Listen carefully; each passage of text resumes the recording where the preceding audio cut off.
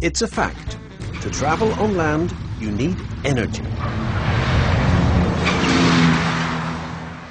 Cars and goods vehicles use fossil fuel combustion to provide this energy, which is not without its disadvantages. Indeed, this combustion emits CO2, which contributes to the greenhouse effect and global warming. It is therefore essential to do everything we can to limit these harmful emissions.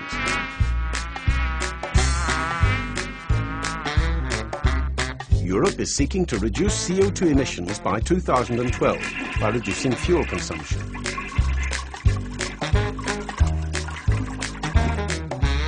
Reducing fuel consumption means lowering the impact of forces opposing the movement of vehicles. So what are these forces? Gravity for a start, linked to the weight of the vehicle. It is impossible to escape this force. Then there is inertia, which acts against changes in velocity. Aerodynamic forces due to air resistance. Not forgetting the mechanical friction affecting the vehicle. We often underestimate the impact of this fifth force. It is, however, responsible for 1/3 of fuel consumption due to the rolling resistance of tyres. We will explain how. In fact, a very hard tyre on a very hard surface produces very little rolling resistance. This is the case of railways. But it is a different matter where trucks are concerned. Indeed, under the weight of a load, the tyre is distorted with every turn of the wheel.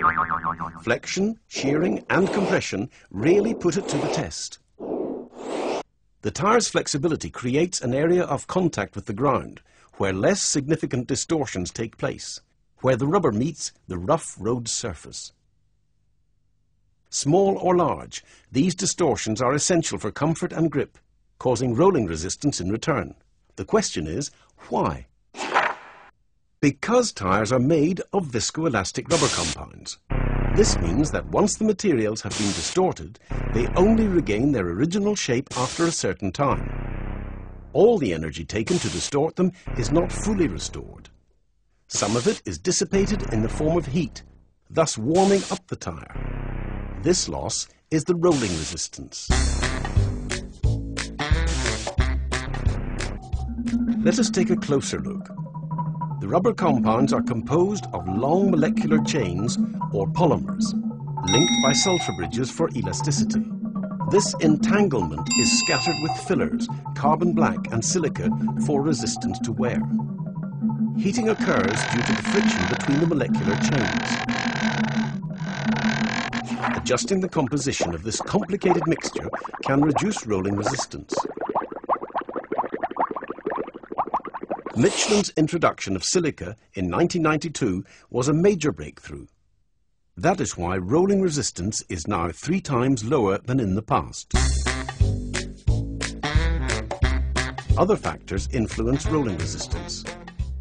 For example, an underinflated tyre, which is more distortable, offers more resistance than a correctly inflated tyre and therefore consumes more fuel. Michelin tyres significantly reduce rolling resistance, thus cutting your fuel consumption.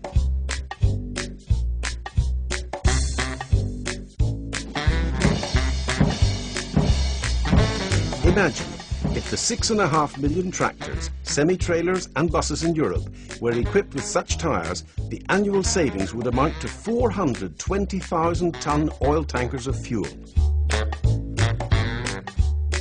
Tangible proof of Michelin's active role in ensuring better mobility for transport while safeguarding the future.